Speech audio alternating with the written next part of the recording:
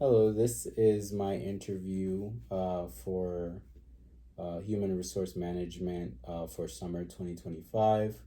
And I'm here with Family Megan member Megan to do an interview with someone who currently works in the HR role and just kind of have a few questions about what it would be like to work as someone in your current role. Absolutely. Okay. So why did you choose to work in HR? So I do care a lot about people, especially since I am a very social person by nature. So I figured that the best way to serve my community would be connecting the right people to the right positions. Specifically, that's why I'm a recruiter. Okay. So I do know that specifically in health care, a lot of patients have better outcomes when they can identify properly with the people who serve them in their communities. So their doctors, their nurses, their medical assistants, as long as people can see themselves in their healthcare providers, they usually have better healthcare outcomes. So that's basically my passion. That's why I went into HR, and that's why I'm a recruiter. Okay. Very noble. Um, what do you like most about your job? I mean, there's a lot of good benefits for my job, but I definitely would say interacting with so many new people. Um, a lot of people, since we hire, from throughout the entire, nation, we hire from all of the states.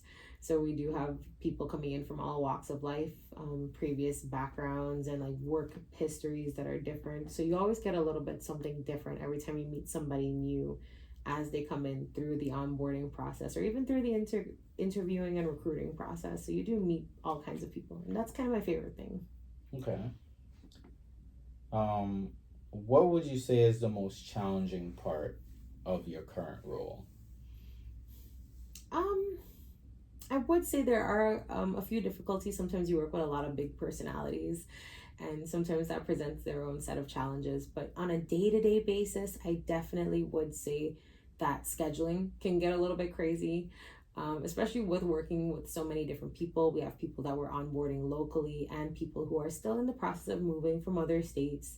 So sometimes coordinating across different time zones can get a little bit tricky. So, yeah, I think that's the most regularly difficult thing about my job. Okay. Makes sense. It's understandable. It's hard sometimes to get everyone on the same call, like that type of thing. Basically, Okay. yeah. Makes sense. What would you say is your plan? Since you're a recruiter now, what would you be, or what are you working towards in your current HR role? So currently, I've been with my job for maybe about 3-ish years. So I kind of want to put 2 more years with the company under my belt.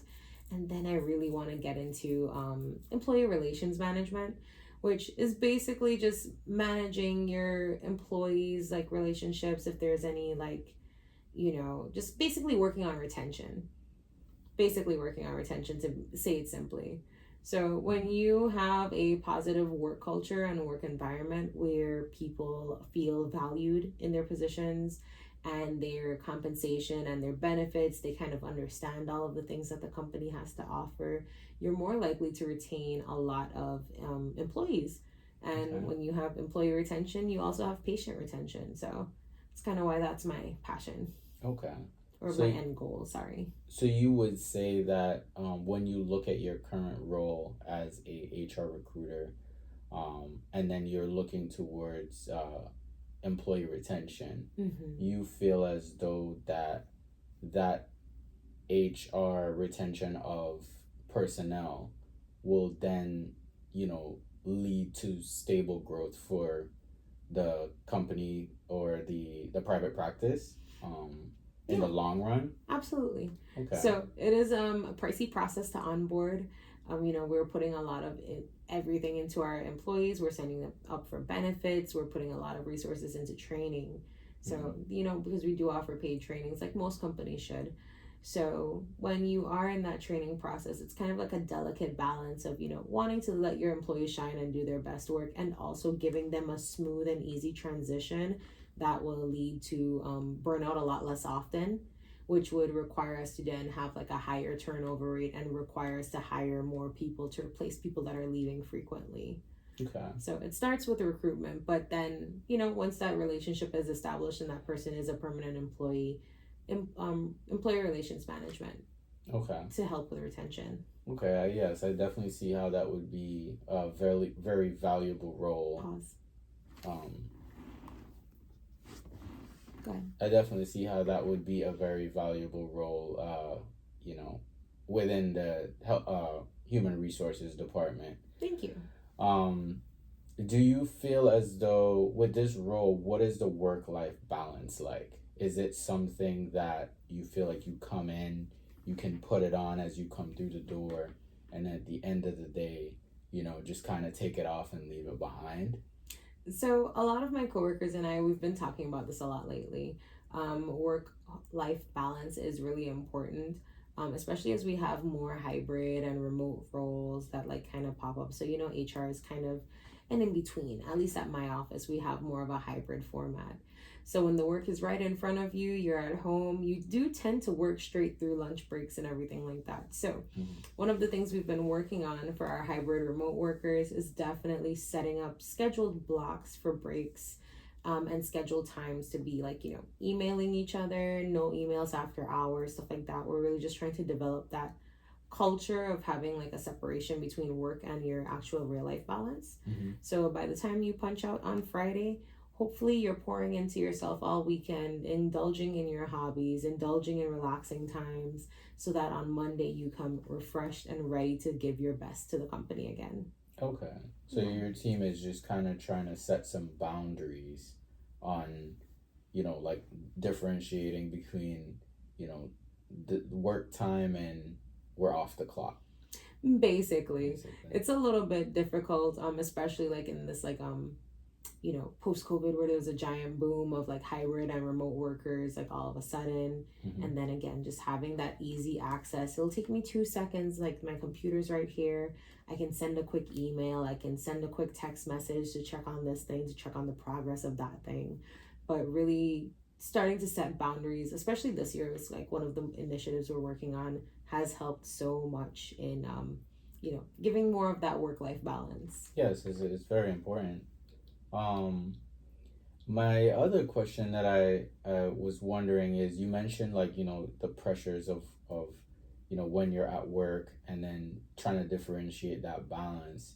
Are there any metrics that are looked at in terms of like when you recruit?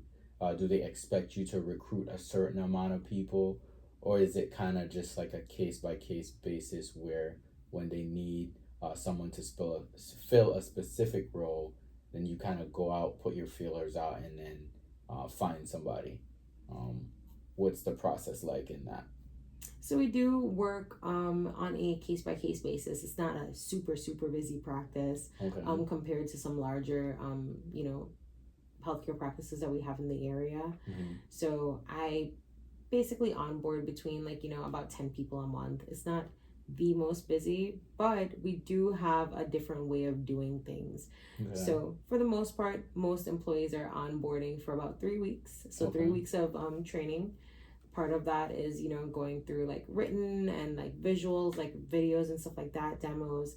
Another 2 weeks of direct shadowing, and then that final week is more of like a supervised shadowing where they get to do some of the work, and then we have some of our more experienced people shadow them to see how they work and how they've been incorporating the knowledge for a while. We do regular check-ins over the 90 days of their probationary period, so that keeps me pretty busy. Okay. Even though we don't onboard, we try to make it a very personalized process. Okay. Yeah. Okay. So I guess if I was to pose like a scenario, so you mentioned it's like a private practice. So do you guys have like front desk personnel at the practice? Yeah, You do? absolutely. Okay, so say you had like a maybe like a voluntary or involuntary turnover of a front desk like maybe like someone who checks in or something like that, like a receptionist. Would someone from the HR department or our manager come to you and say, hey, we need to recruit this person, and then that's how you kind of put feelers out? Or is it the type, I know it's smaller practice, but is it the type of thing where they expect you to keep putting feelers out even if you aren't looking for someone at this time like you aren't looking to fill a role at this time? So we do try to avoid, we notice that in our practice that when you do have that constant revolving job application and then, it's kind of like this job was posted like, 7 months ago and it's for a receptionist, for example, an essential part of any medical practice. It's kind of hard to believe that a job listing would be there for 7 months and it's not being filled. Right. So we do try to cut back on some of that like redundancy, some of that like just kind of having feelers out to have feelers out. It does come off as kind of a waste of time for someone that's applying and serious about getting started for working right away.